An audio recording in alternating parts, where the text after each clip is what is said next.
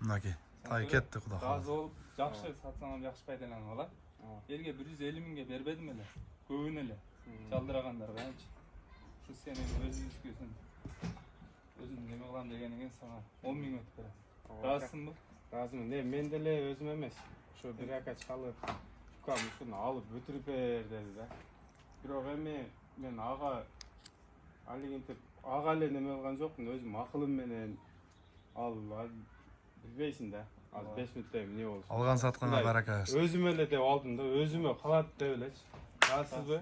Sen razısın. Разымын. Mınaki akça. 440 ming so'm qo'y. Zakan ketdi. Talay aka menен сүйлөштүm, баары менен сүйлөштүм. Aka tay nasip qilsin aka. Rahmat akam. Keçele bersiңерге. Kecheli alsangiz bo'ladi akandagi. Gecmen eşit asip kötler. Mınaki.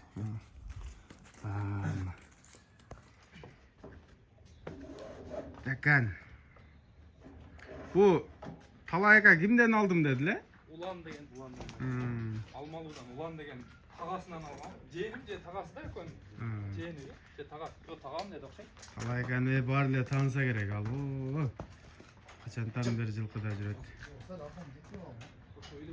Neme Cumali? Oşon alasın.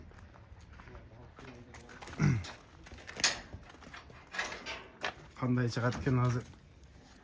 Ko'ramiz da. Onu alayım.